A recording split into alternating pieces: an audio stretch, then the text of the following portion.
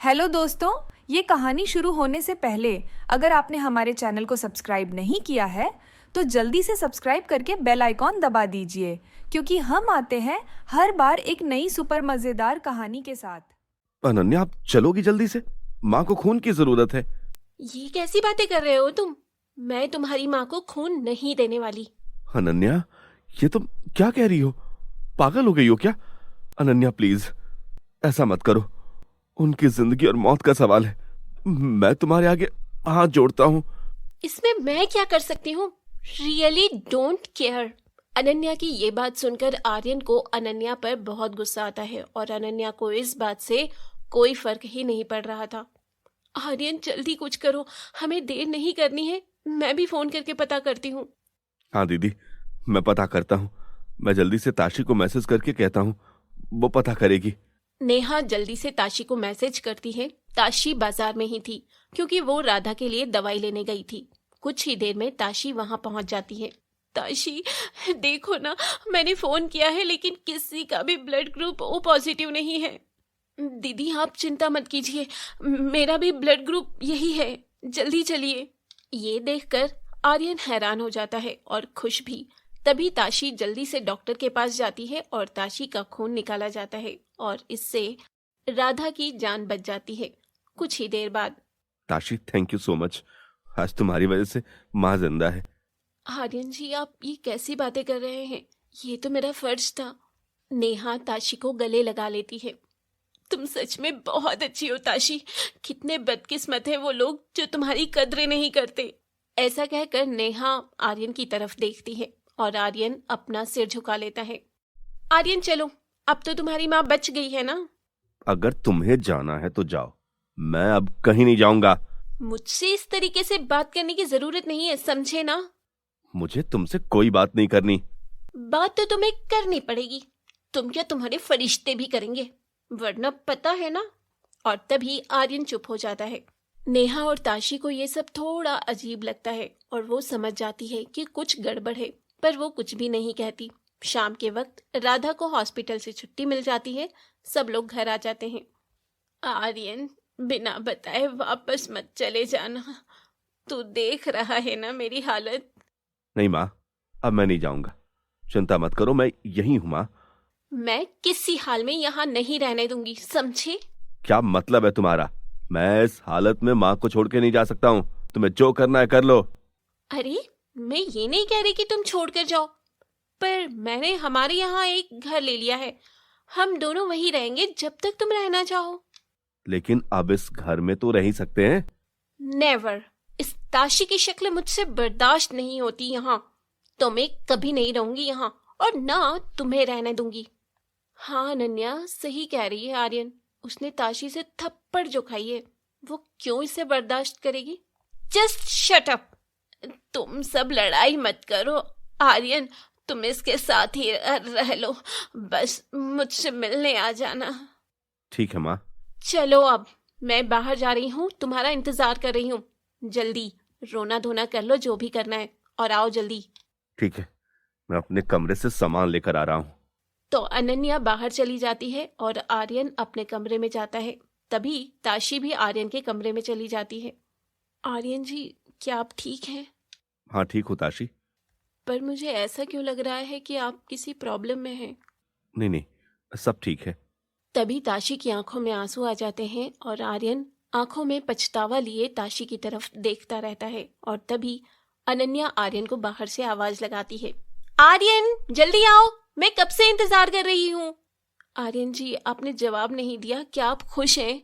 आर्यन एक टक बस ताशी को देख रहा था और बिना कोई जवाब दिए वहां से चला जाता है और ताशी रोने लग जाती है। वो समझ जाती है कि आर्यन खुश नहीं था। तभी वहां नेहा आ जाती है और ताशी को संभालती है। ताशी चुप हो जाओ, सब ठीक हो जाएगा, आर्यन को समझ आ जाएगी। हाँ दीदी, लेकिन आर्यन जी बहुत दुखी हैं, मैंने देखा है उनकी आंखों में। हाँ ताशी, मुझे भी लगता है कुछ तो गड़बड़ है, ये कहीं फंसा हुआ है। हाँ, हमें पता तो लगाना ही पड़ेगा कि ऐसी क्या मजबूरी है आर्यन जी की। हाँ, हमें जल्द से जल्द पता करना ही होगा जब तक आर्यन और अनन्या यहाँ इंडिया में हैं, वरना ये चुड़ैल वापस ले जाएगी आर्यन को। नहीं, इस बार मैं आर्यन जी को वापस नहीं जाने दूंगी, चाहे मुझे कुछ भी करना पड़े।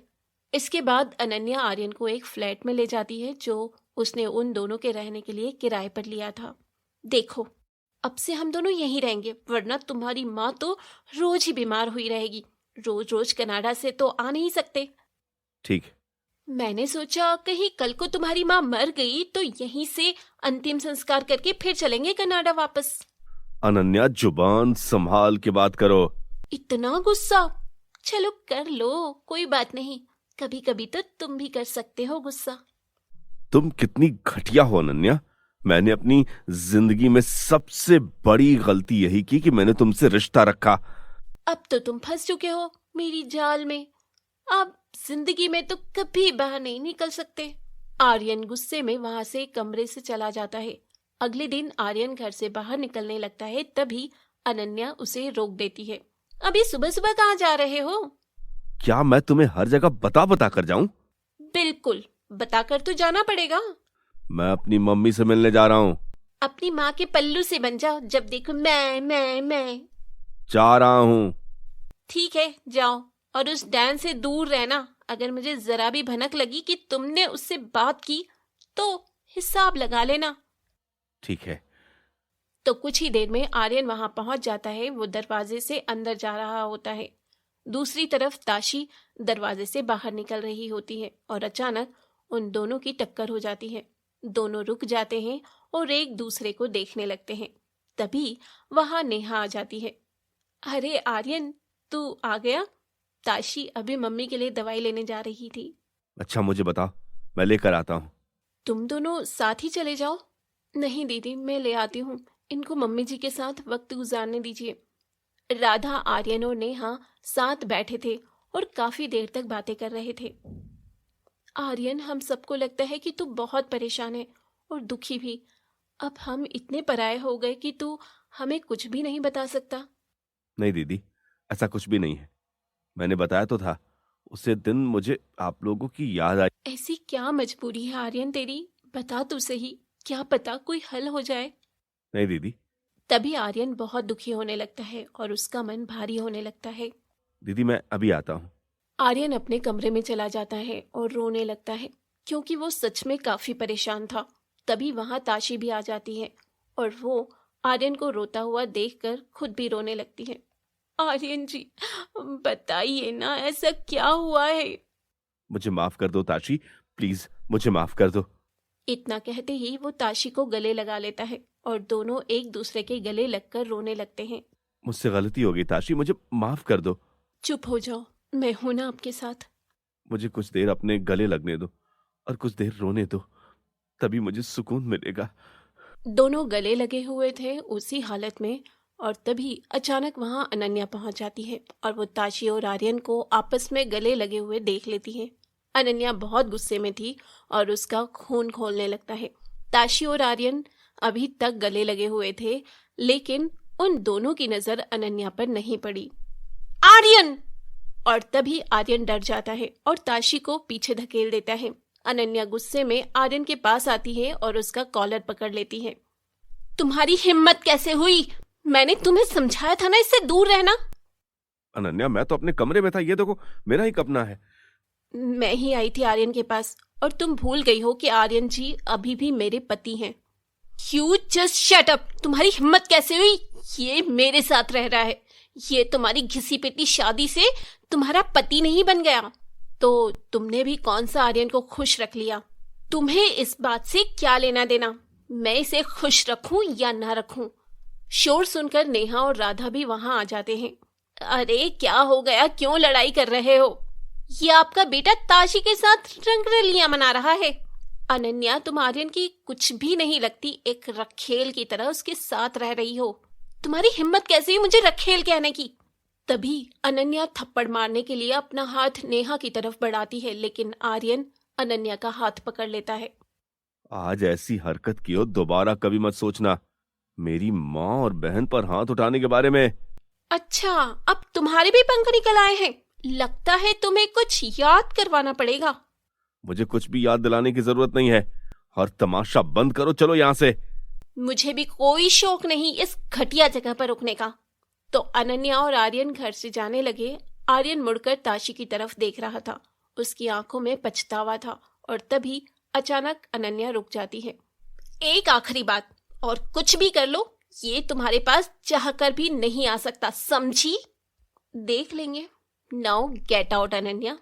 तो अनन्या और आर्यन के बीच घर पर काफी बहस होती है शाम के वक्त। आज तो तुमने मुझे इतनी टेंशन दी है, मन तो करता है तुम्हारा गला दबा दूं। तो दबा दो ना, मार दो मुझे, मैं भी आजाद हो जाऊं तुमसे। तो तुम्हें यहाँ पर अब घुटन लगने लगी है।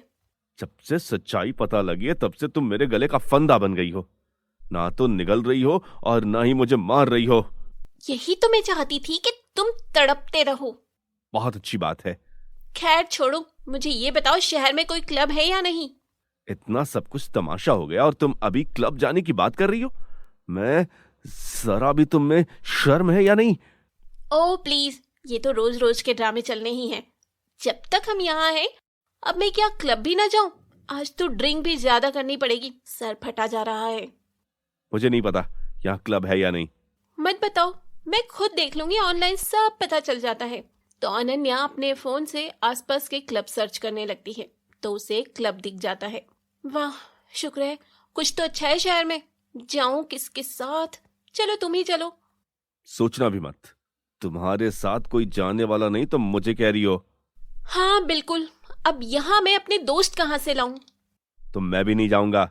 मत जाऊं, मुझे कोई नए दोस्त मिल ही जाएंगे, मैं खुद ही चली जाऊंगी।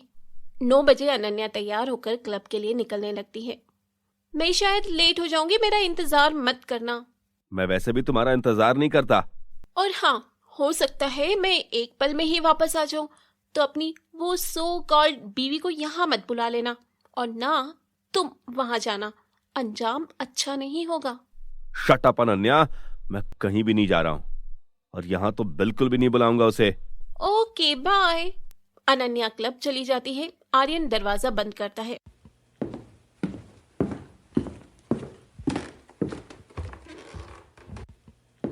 और कुछ देर तक बैठा रहता है और सोचता रहता है।